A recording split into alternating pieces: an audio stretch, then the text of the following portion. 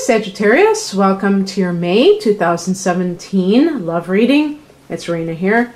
So, I just did Leo's love reading, and now I'm doing another fire signs love reading. And I will say to you as well that all month long, Venus is going to be in Aries. Aries is a fire sign. We are also fire signs as Sagittarians.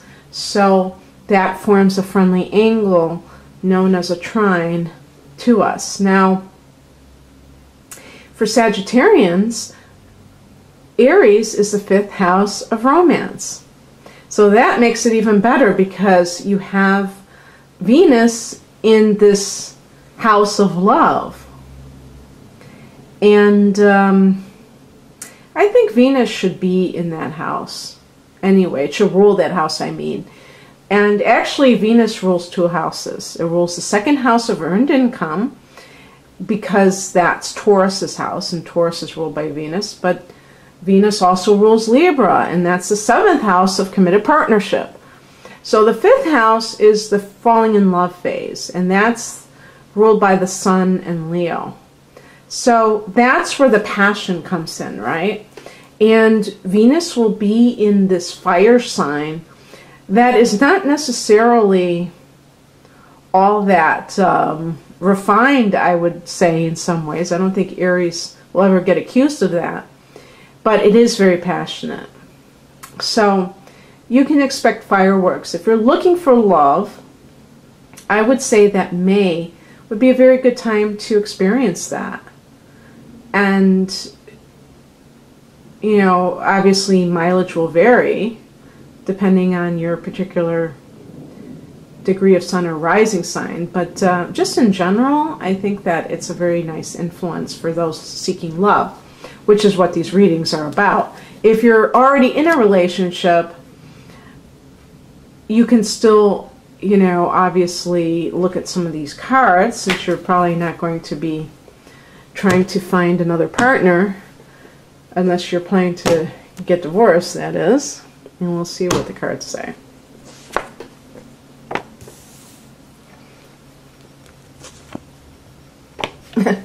Speaking of getting divorced, we got the Justice card.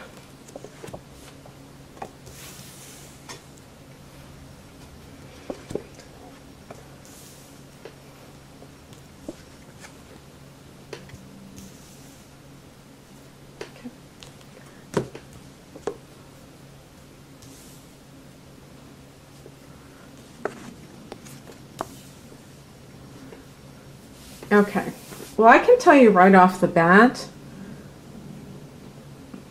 and this is obviously for people who are in relationships currently, that, well, you know what? Let me just put it this way.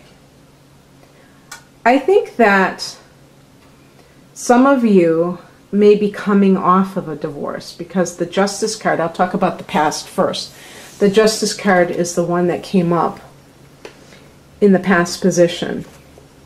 This could also refer to a Libra person or somebody with a prominent Libra in their personality. Some of the personal points like the sun or rising or moon signs, or maybe more than one position.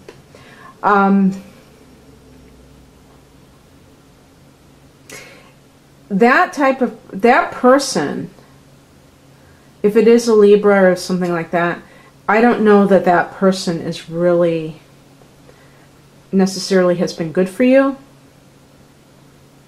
That person may have been someone that was not nice to you even. Because what we have here is the 9 of Wands for the overall card. And this is a card that I always think of, you know, this person guarding the fortress. And so there's this wariness that I associate with the 9 of Wands, of like, okay, what if, you know, what are they going to do next? And because this person is in the past position, this could be that this person is trying to come back into your life. And you may be very skeptical or downright suspicious of their motives. And also, this can be showing, if you did get divorced, that you are very closed in. You have like a high wall around yourself, excessive boundaries to prevent getting hurt again. And if you are single with this, it can create a vicious circle of not being able to get close to anybody and have what you want. So that's the irony of these types of emotions, is that a lot of times people want desperately to find love, but they are extremely wary of it at the same time, of the people that come into their lives, because they're afraid that they're going to get hurt. So you have to be willing to risk in order to find what you're looking for. It's very hard to find love when you're suspicious about other people's motives. And so that might be something that you're wrestling with.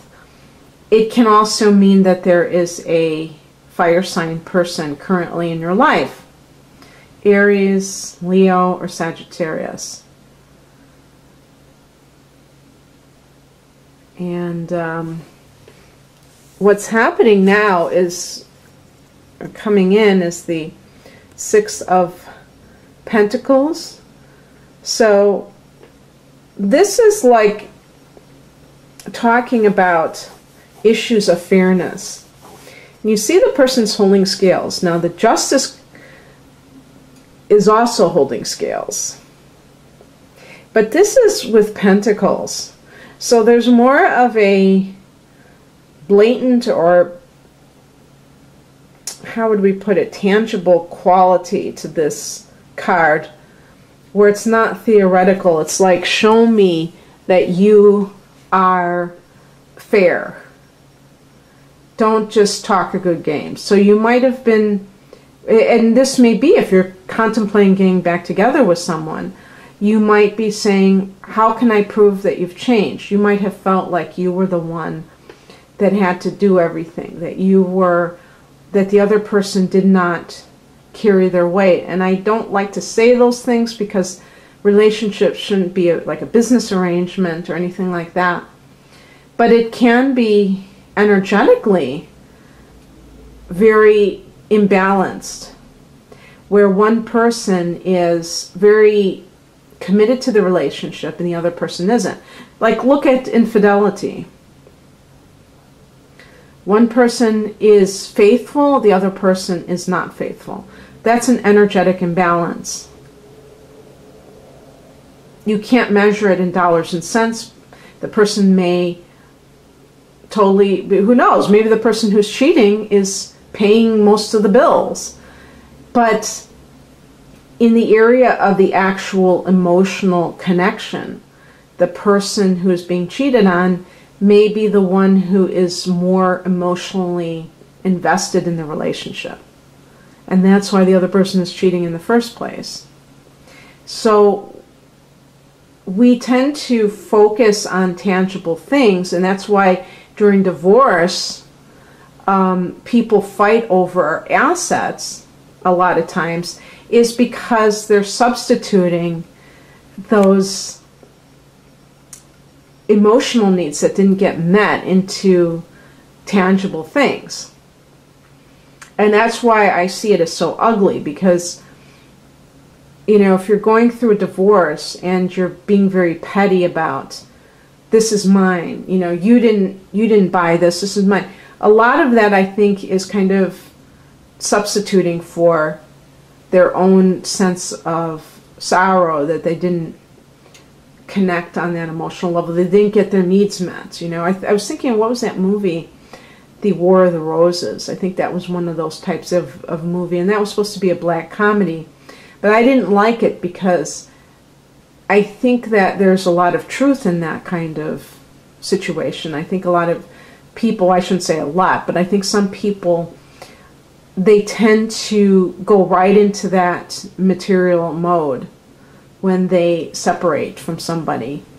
And I think that they may not be aware of that, but they're doing it because they feel like that's the only way they can get something from that relationship, because they sure couldn't get the emotional thing. So you may be either going that route if you're still in the process of getting divorced, and that may be a blind, like a dead end.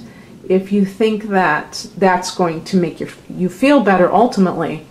But it could be that you're learning what you deserve. As I say, some people invest more than others, and that's how you might have felt. Maybe you felt like you gave and gave emotionally, and the other person was indifferent in a lot of respects. And maybe that person is trying to claim that they really have changed, and you're like, show me the money. Show me that you've really done it, done the work. The higher message is the Four of Swords, which is basically about resetting your batteries, obviously not physically or literally, but no, I said resetting. I meant recharging. I was wondering why that sounded weird. It sounded like I was telling you to actually take out batteries. But yeah, I mean, this is a card of retreat. The Four is all about organization. And I think that since swords represent thought, I think that by withdrawing from the fray and getting away from all of the drama of whatever's happening, it's almost like retreat, that you can organize yourself mentally so that you can recuperate from what may have been a draining experience in your life for whatever reason. And when people do that, they're able to also, that's why I like about the number 4, they're able to, I don't know, become more clear on what it is that they want in the future in terms of what a partner represents to them. Sometimes people get into that romantic state of mind where they think of the relationship as being the savior of their situation, when in fact it can actually be your worst nightmare. And with that Four of Swords, sometimes, this is the higher message, by the way, so it's really something that you may not realize that you need as much as you do. You may not realize that you're kind of running on fumes, some of you. And it may not just be from a relationship, but the relationship may have taken out a lot from you that you're not aware. Or maybe if you're going through a divorce, that is very stressful for you. And sure enough, as the challenge card, I got the Five of Wands. And so in the upright position, this is about competition and sparring. I would say that as the challenge card, that this is for people who are in a relationship. Now, by the way, I was mentioning a Libra person. It's very possible that the Justice card is just talking about the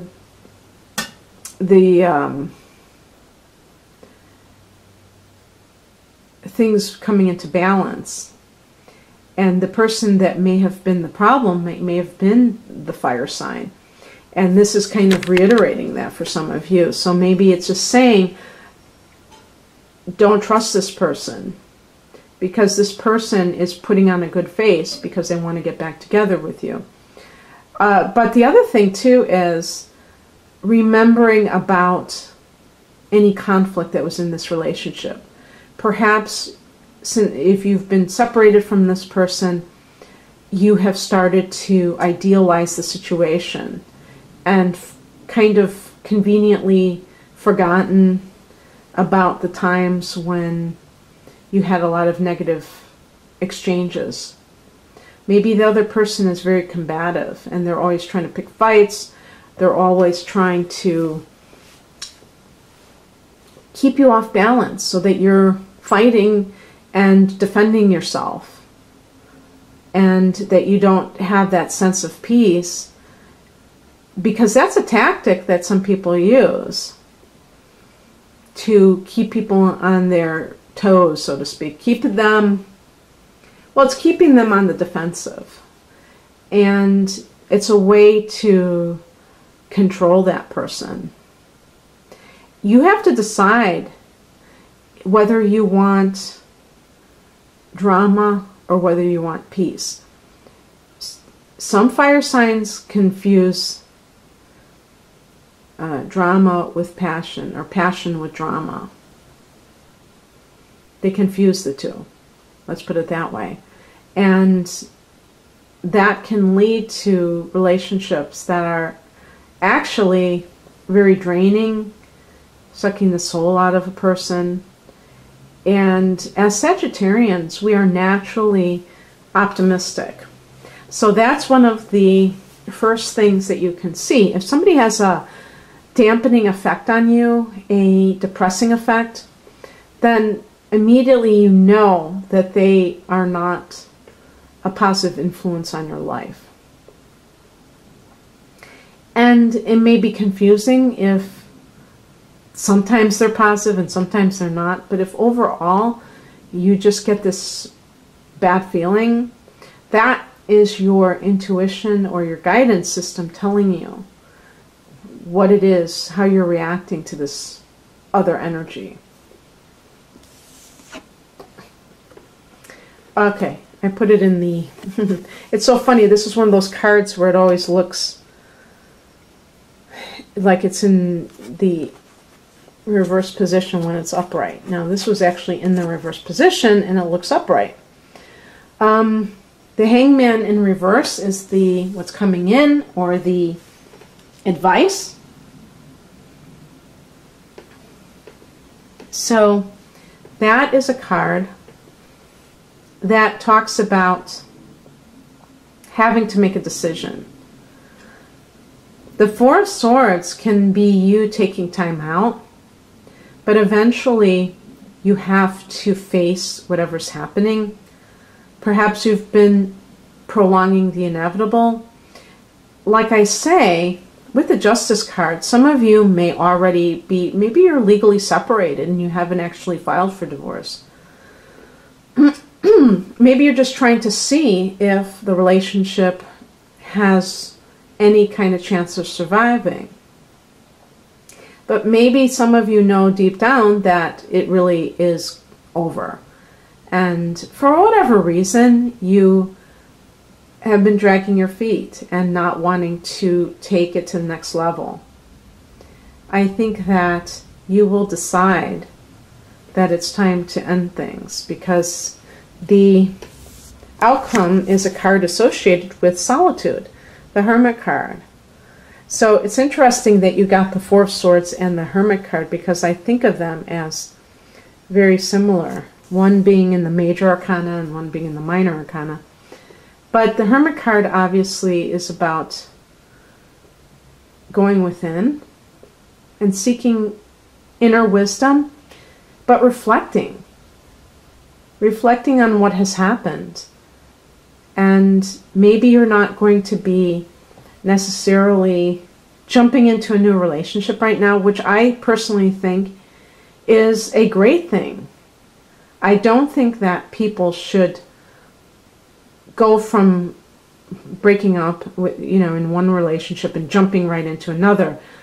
Some people feel like they need to line up a new relationship before they leave an old one. I think that that is not a good idea. There may, obviously you can't say anything across the board. There may be times when that's absolutely fine, but overall, I think that it's always good to kind of gain a new perspective on your life and really realize what it is that you're looking for in the future, and that only comes through reflection of what has happened in the past. So sometimes the Hermit card, it does connect with the sign of Virgo. So perhaps that has some significance for some of you. But there's also there was a Virgo full moon.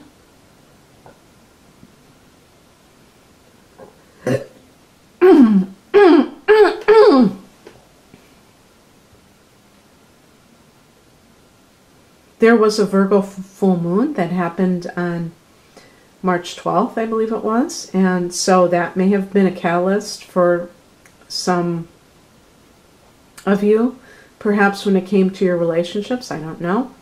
But I think that for Sagittarians, we do tend to be very philosophical. So the Hermit card is not strange to some of us because we like to think about life in a very spiritual way and not just take it as par for the course, but kind of put it in a larger perspective. So I think that it's actually a very nice thing in terms of any kind of outcome.